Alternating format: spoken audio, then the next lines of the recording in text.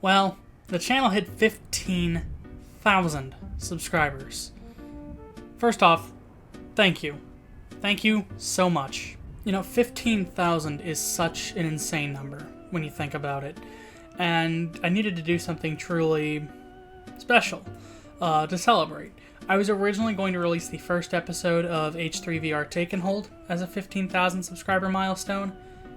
That didn't happen. I released it early and unrelated to this. Oops. But, you know, I gave it some thought. What else could I do? It's been about almost a year. It's been about, I think, 10 months since I last did a Q&A. So, welcome to the 15K Q&A. I have a whole bunch of questions again, and I think I see a theme coming on. When am I playing Payday again? Never. Payday 2 15,000 subscriber special? Not happening. What do I think of people who keep telling me to play Payday 2? They can and should unsubscribe if they're not here for me and the things I make. They're just here for that game. It's been a year, fellas. Get with it. Every one of these questions have siphoned 6 centuries off my lifespan. I should be dead. I should be dead in like the 17th century by now. Luckily, not every question was like that. If this whole video was just those sorts of questions, I would burst into flames on camera, I'm pretty sure. Is Tapir asks the first real question, what's the hardest part of making a video? Honestly, 90% of the time it's the editing. Video editing it's not difficult, it's time consuming. And sometimes making a certain effect look right just takes way more effort than you give it credit for. In How Portal 2 Drives Player Motivation, a video I'm going to keep referencing quite often in this video, there's a bit where I count like the 50,000 year line that GLaDOS says down to what I think is a more acceptable, I think 500 or 250. That effect looks really simple, but it's actually hand animated. I wrote out each one of those like frames and had to string them together. That sounds miserable, it is. As for whether writing the script or recording the footage is more difficult of the two, that depends video to video. In a video like the Doom Eternal review, where I'm just talking about a single game, grabbing the footage is usually pretty simple, but writing the script is difficult because I'm trying to think of everything I want to talk about and really trying to pad it out. Whereas videos that talk about a lot of games, but very briefly, recording or at least getting the footage for those is the toughest part. There are a bunch of scripts I've been sitting on that I haven't done anything with because they're about a whole bunch of games and I don't want to grab all that footage. I wrote an entire video about Turing complete games, like accidental Turing completeness, and that's that.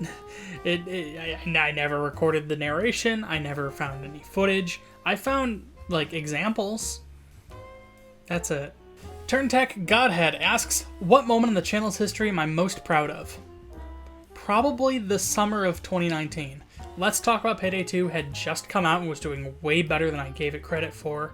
I had 2 other videos that weren't Payday centric that got really popular. Flash's Final Days retrospective and the 7,500 subscriber Minecraft video. Those are doing way better than I thought they would do and are still to this day some of the more popular videos on the channel. And the July AdSense check, which contained the revenue from May 21st to June 21st, came at a time that I really needed help financially. It's actually the only time an AdSense check has saved me from financial uncertainty. So that felt really good. This year is definitely going to be different for very many reasons, but I'm holding on to hope despite that. Also, because I don't have a good place to talk about it, the Perfect Dog.mp4, which I posted to Twitter, is now on Know Your Meme for the Perfect Dog Know Your Meme page. So this summer's already off to a weird start too. Hoodowl asks, will you play the Ice Surfing Rift? I don't know, I think I did a pretty good... Oh wait, there's more. If Starbreeze had announced that Payday 2 would get postscript content before Let's Talk About Payday 2 was uploaded, would I have made more videos on the game? No. I decided just after Crime Fest 2018 that I was going to move on to something else. The end of that video actually foreshadows Let's Talk About Payday 2, and that was easily 6 months prior. 2019 was the year I was going to wrap up discussion on the game and move on to something else. Simply put. Like, that was it. You know, I really hope this video hammers home to people that I'm done with the game. If you're still on the fence, if you're still unsure whether or not I'll play more Payday 2, I won't. I've got a question from Moldovan Florin. Will you play SnowRunner on the channel? Probably not. I already explained this in the 10 underrated gems of the new 10s. I don't play many driving games. It looks okay from what I've seen of my older brother playing it, but I don't think I'm going to play it myself. Dr. Duzzy asks, sorry if this has been asked before or if you're sick of the topic in general. I'm sick of the topic. If you had the chance to go back before you played Payday 2, would you do it again? If 1200 hour current day me went back to 2014 when I bought the game, I would not play more of the game. That's it. I've had my fill. I'm done. If you took 2014 me and put me in that situation, I mean, you get this. You get all of this. And if you brought the me that had just made Let's Talk About Payday 2 back to 2 different grinder builds, I would probably take a more active approach to other games on the channel. It would probably be a video about the game a week, every 2 weeks or so, instead of the 80-20 mix of Payday and not. And then I would have just weaned off of the Payday 2 in 2018 so I could transition into a Let's Talk About Payday 2 like video pretty much just after Crime Fest. In a perfect world, Let's Talk About Payday 2 would have come out in like November or December. That way I could get out before I had too much skin in the game. I would probably do, I mean, simply put, I would do everything I can to distance myself from this fandom as soon as I could without, you know, being stuck with a channel with 50 subscribers. A question from D Money. What is my favorite and least favorite video I've made? My favorite is probably how Portal 2 drives player motivation. It's just a small chunk of the big, wild world of Portal 2's perfection. It really needs to be talked about more. It's a masterclass of game design, and it does so much to kind of push and prod the player to think how they want you to feel throughout the whole game. Valve is so good at what they do with single-player titles, and at the time, they hadn't done a single-player title since Portal 2, so it felt really disheartening, and I really needed to share what was, in my opinion, at that time, Valve's last hurrah. And then HalfLife Alyx came out, and that game was pretty solid. So, you know, crisis averted. I think they'll continue to make more things like Portal 2, guys. Especially with the ending to HalfLife Alyx. We will get to that. But it's just such a phenomenal masterclass of game design. I swear to God, if you love video games, please critically analyze and like thematically analyze Portal 2, because it does so much right. As for my least favorite, I mean, there's tons of videos I've deleted from the channel, a lot of which came out between like 2010 and 2013. A lot of bad stuff there, but nobody cares about that. As for stuff that's still on the channel, you've got the Art of Game Company logos, Overkill's The Walking Dead, a postmortem, or my Game of the Year 2017 video. With that last one, let's be real. Any video that nominated Raid World War II for any kind of award is a bad one. Hi, I exist. I did that. Oops. The other two just feel unfinished. I made the former specifically to call out Grin's old bumper without really diving into the history of the logos, and I definitely missed a ton that I just didn't think of. Somebody said, where's all the LucasArts ones? And I legitimately forgot LucasArts existed. May they rest in peace. And the latter is best forgotten, in my opinion. Conan Shaw did a way better video on the topic. I was crunched for time and I was trying to make it quick. It's not my best work. And Conan Shaw said something that really made me upset with the video. He's like, I really like the conversational kind of ad-lib tone. I scripted the hell out of the video. I just am bad at reading scripts. And that one I was especially bad at reading. So that was a little unfortunate. Go watch Connor's video about Overkill's The Walking Dead. It's better. Strong Bully asks, which console did you buy for each generation, and what was your favorite game from said generation? Well, I'll start with the consoles I got to see bought, which would put us in the 6th gen. But why don't we go back to the 3rd generation of video gaming to answer this question? If it's Nintendo, we bought it.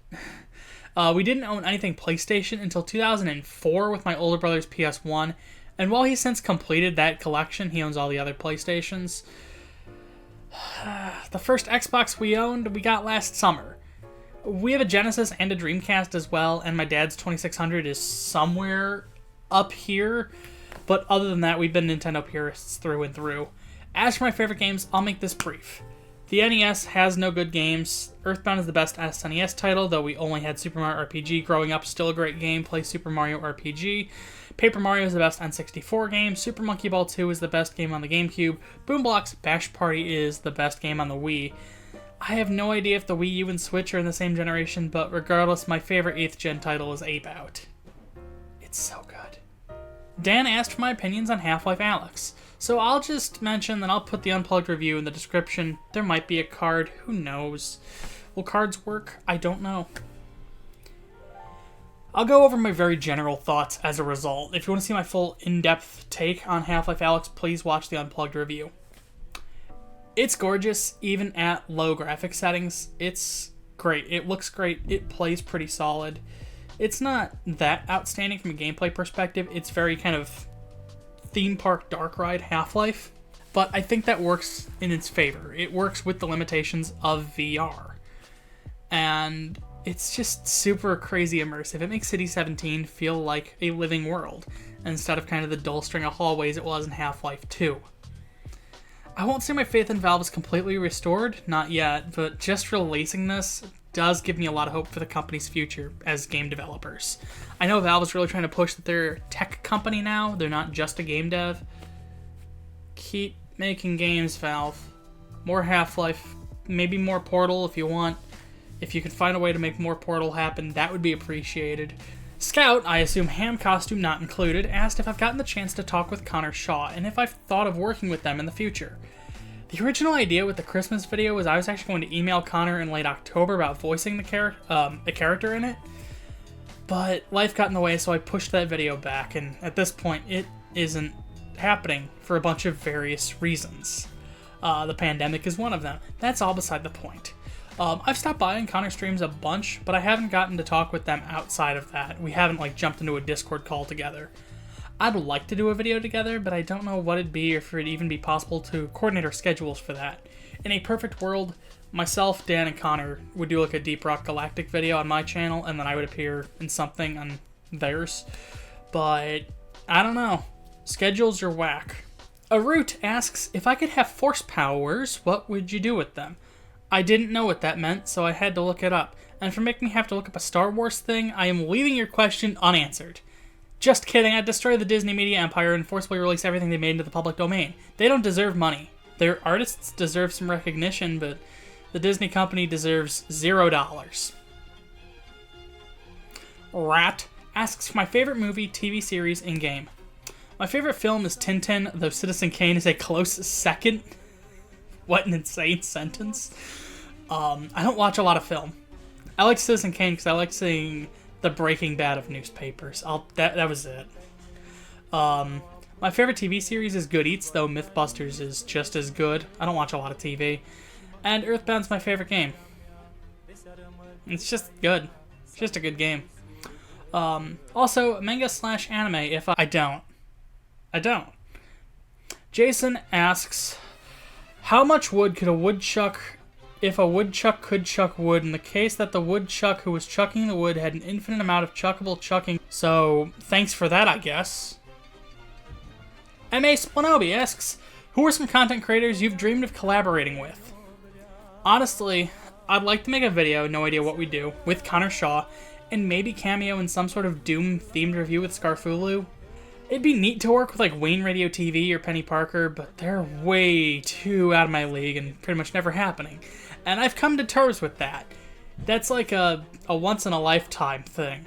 I mean, it's already kind of happened. Wayne retweeted a video I edited. It was 9 seconds long, but yeah. Aside from that, I'm pretty content working with Dan and Steve and my other friends, so I'm fine with that. There aren't a lot of really big YouTubers that I would want to punch up into, because big YouTuber space is terrifying. It's all sanitized, and every 30 seconds there's an ad for something or a call to action to get certain numbers of likes. You know, if this video gets 15,000 likes, I'll spin the fidget spinner. It's like, who cares? Who cares? Who honestly cares? Oh, and then here's one. If I'm ever in Myrtle Beach, I just want to, even just briefly for half a second, appear in a Steven vlog. That's it. I don't think I'll ever be in Myrtle Beach, so... Dan wonders what I'd upload to the channel if I kept my subscriber count but started from scratch. Effectively a new channel that 15,000 people get subbed to. My answer is I'd probably try to do a video essay like how Portal 2 drives player motivation, like stuff like that, on a bi-weekly basis with some unscripted stuff here and there. The channel is already pretty much that. I just don't make many scripted videos at the moment because life is so uncertain and miserable, and I'm so tired. V asked a question that was so awful I didn't even screenshot it. Instead, I screenshot this 10 in the QA feed instead. This isn't even a question, but it sure is hell better than the alternative. What would be the first thing you'd do if you were transported into the Grand Theft Auto universe? Fucking panic. What are these questions? What's some of your favorite games? I've already said a couple so far, so I'll just add like 5 more to the list. Super Mario World is okay. I'm not a big fan of the Mario platformers, I'll be honest, but Mario World is, of the bunch, the one I like most aesthetically. Boomblocks Bash Party, The Ultimate Doom, Terraria, and Gone Home I think is my favorite, like, narrative experience. What was your favorite video to work on? Honestly, it's when did Luigi become so cowardly? It was rooted in this bit of trivia I've held onto since grade school, and I got to talk about something I usually don't get to cover on this channel. I don't get many chances to talk Mario or Nintendo in general, for that matter, so doing a whole video about Luigi, my favorite of the two brothers, and this character's kind of crazy past, was something radically different and a lot of fun. That video came together in like one night. Except I had a bunch of problems getting one of the episodes of the Super Show because I couldn't find the rip I wanted online, and then I would upload it and it's like, oh, you got a copyright claim from the people who own the Super Show. It's like, what? Why? Are there people still making money off the Super Show? It's like 30 years old. This was going to cause some fights. Creeperstone asks, what games would you never play, even if a whole lot of people asked you to? I'm glad you asked. I have a list. I'm not playing any more Rainbow Six Siege, as it'd be pointless.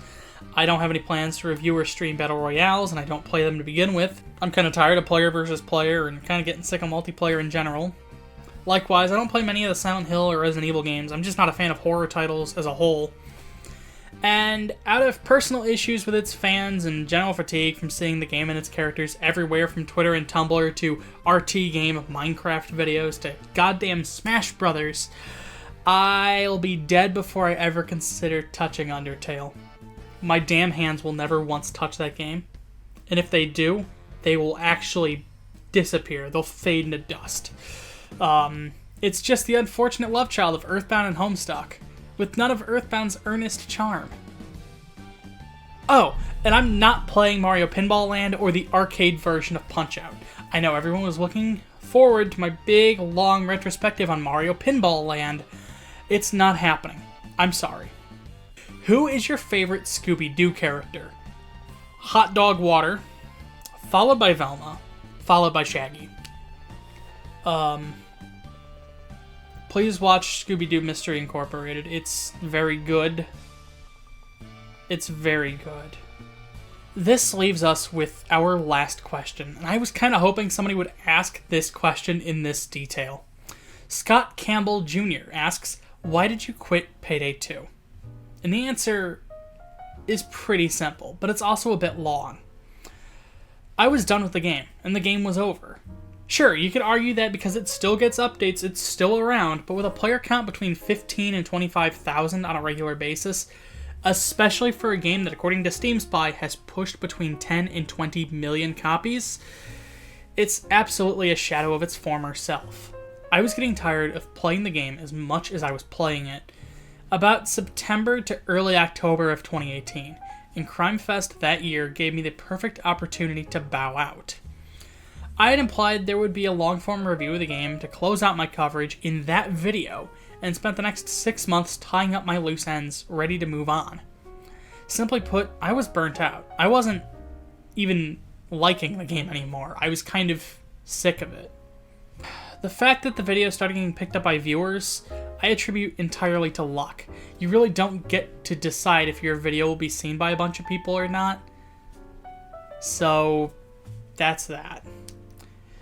Majority of the Payday 2 content I had made in 2018 I made because people were watching it. I was kind of addicted to watching big numbers go up as I walked out of class. I remember sitting in Mr. Perillo's Business, Ethics, and Society class, posting the link to the John Wick build. I think it was the John Wick build. Yeah. And when that class ended at 1 o'clock, it had already 6,000 views. And I celebrated by buying a big lunch and an ice cream sundae. I was addicted to the attention. It wasn't content I was really proud of. It was hasty, it was quick, it was a grab for attention. And it burned me out very, very quickly. 2019 was the year I was going to detach myself from Payday and move on to other projects. It was going to be an era of me getting more experimental with unscripted content and about me getting to make the scripts of the things I was dying to talk about. I don't resent the people who were here for the Payday content, but I do resent myself for getting this deeply invested. Even if it got us to this point, sometimes it feels like the damage is done. I'm pigeonholed as a Payday content creator, even though I haven't touched the game in a year. I still get comments along the lines of, LOL, a dead channel without what made it big. Stay dead, XD, loser. And, I don't care, just play Payday. Nobody likes you for anything else, stupid. Go play Payday. You're gonna get more views now. Stupid. Find it fun to play, stupid. F*** you, stupid! I'm reading literal comments right now.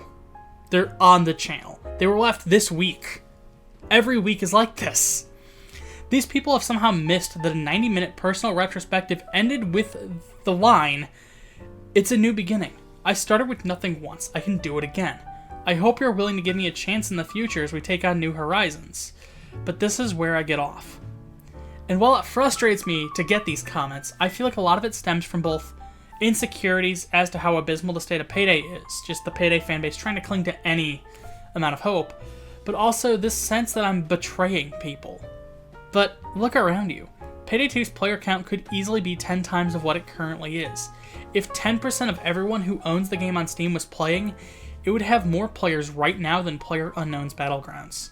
Daily. It'd be pulling Dota or Counter-Strike numbers. It sold at least 10 million copies, so if 10% of everybody who owns the game was playing at any one moment, it would have 1 million players. But it doesn't. Because rather than figure out what would get players back into the game, what casual players were looking for, or what made them upset, Starbreeze is catering to the whales that are stuck. Painting your gun red for $3 or wearing the short-sleeve recon gear from the Diamond Heist doesn't appeal to former casual fans of the game. What would appeal to them is an overhaul of the game's core features to make it more simple. Not even dumb down the mechanics, but make it a more streamlined experience, make it easier to get in, understand what difficulties you're supposed to be playing on, how the game is supposed to work. It doesn't need 7 difficulties. It doesn't need to hide exactly what you can and cannot do with Continental coins. It doesn't need to make you jump through hoops to quickly experiment to see how your skill set's coming along. It doesn't need ambiguous UI elements, and it doesn't need to chug to be fun. This game performs awful. It literally is like the worst running game I own on Steam, other than Fallout 4. The heart of the game is why so many players dropped off. It doesn't perform well, and for many players, it had run its course half a decade ago. But rather than overhaul, rebrand, and relaunch, because that's expensive, especially if you're trying to capture people who already own the game, Starbreeze... It's probably just easier for Starbreeze to sell DLC to the less than 1% of all players still kicking around.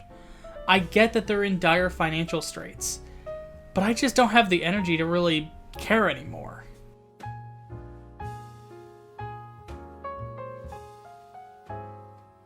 The day after they, or the day before they announced all this new DLC, my dad died.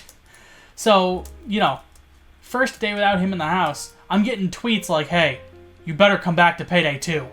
There's more content. You said you would if there was more content, which I never did. But a bunch of people, you know, threw a fit. And they're like, hey, you better come back to Payday 2. I'm like, dude, no. It's way too late for this conversation. And I'm way too sad for this conversation. Now I can't think about the postscript content without thinking about the fact that I was accosted on Twitter the day after my father passed away. That is inseparable from the game. And people are going to be like, well, just separate it. That's not how this works. That's not how any of this works. I've wanted to move on for 18 months. And hopefully this video has made that clear. I've warned people several times in the past that Let's Talk About Payday 2 was the end of my coverage, even before it came out. And it still seems that I haven't been clear enough. I'm tired of the game. I've been tired of the game since before Crime Fest, and White House Heist was the perfect opportunity to take my leave. And I did, and I don't regret it in the slightest. No amount of pressuring, harassing, anything will get me to make more videos about the game, so please don't. I'll continue to write video essays and reviews, I'll continue to make weird, fun, unscripted stuff with my friends, and I'll continue to be the honest, genuine person I am. If that angers you, then I guess you can learn to live with that. Please check out the 2 playlists, some of my favorites, and video essays. I think you'll find something worth watching there. There was one final question I didn't get to screenshot, but it was something like, are there any games you think of playing with your viewers? I don't know. Maybe. Never really thought of it. I think that'll do it. Again, I cannot thank you enough for 15,000 subscribers. Unreal number. Insane. Even after Let's Talk About Payday 2 exploded, I was never like, oh, 15,000 subscribers will happen. Hey, speaking of, though, one last reminder. Don't think nothing of it, but how many subscribers did the channel have this time last year? Oh, right, about 6,500 to 6,700. So the vast majority of my subscribers came from after I stopped covering Payday 2. Welcome to the channel. I cover other things now. It's been a year. Get with the program. We're living in 2020 now. Everything's scary. I'm liking modern Doom. I'm wearing plastic goggles sometimes to play video games. And thanks for watching, and I hope you enjoyed this look into the things I make. If you're new to Technology Connect... Wait, this isn't my outro? What? Do I have an outro? Thanks for stopping by. And a huge thank you to Drago and my patrons for their continued support. To Dan for being Dan. He's just always there. And of course, people like you. I guess we'll have to come up with something actually big for 20,000 subscribers, which could take anywhere from a few weeks to 10 years if this channel's been any indication. No matter how long it takes, I'll be right there to share what I'm working on with you. Thanks for watching. Until next time, I'll see you around. If you like this video and you'd like to see more, I'd recommend subscribing. Patreon and social media links are in the description.